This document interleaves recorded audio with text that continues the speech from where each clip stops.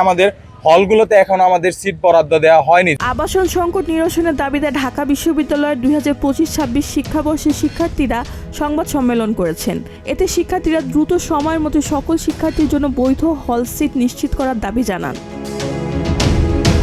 সংবাদ সম্মেলনে রাষ্ট্রবিজ্ঞান বিভাগের শিক্ষার্থী বলেন, আমরা এখানে মূলত আমাদের 2025-26 সেশনের সকল শিক্ষার্থীর জন্য দ্রুত সিট বরাদ্দ নিশ্চিত করার দাবিতে একত্রিত হয়েছি।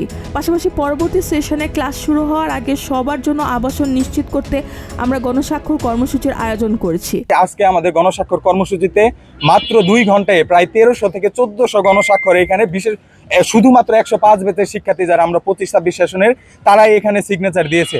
শিক্ষার্থী আরও বলেন, হলের সিট তাদের বৈধ অধিকার। এই অধিকার আদায়ের লক্ষ্যে তারা গণস্বাক্ষর কর্মসূচি হাতে নিয়েছেন। সংগৃহীত স্বাক্ষর একত্রিত করে বিশ্ববিদ্যালয় উপাচার্যের কাছে একটি সংস্কার লিপি প্রদান করা হবে, যাতে দ্রুত সময়ের মধ্যে আবাসন সমস্যার সমাধান করা হয়। তারা বলেন, 2025-26 সেশনের আবাসন ইস্যুতে ডাকসুর সঙ্গে তাদের কোনো আলোচনা হয়নি, বরং তারা অভিযোগ করেন গণস্বাক্ষর কর্মসূচি ঘোষণা দেওয়ার পর ডাকসুর রেজিস্ট্রার ভবন ঘেরাও কর্মসূচি হাতে নিয়েছে, যদিও শিক্ষার্থীরা আগেই তাদের কর্মসূচির সিদ্ধান্ত নিয়েছিল।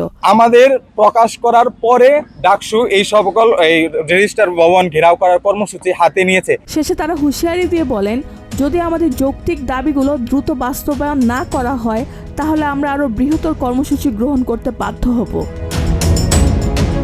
রেহানা বেগম, প্রজন্ম 24। যদি আমাদের দাবিগুলো ঠিকভাবে পালন না করে স্যার, তাহলে পরবর্তীতে আমরা অবশ্যই এর চেয়ে বড় কর্মসূচি হাতে নিতে বাধ্য হব।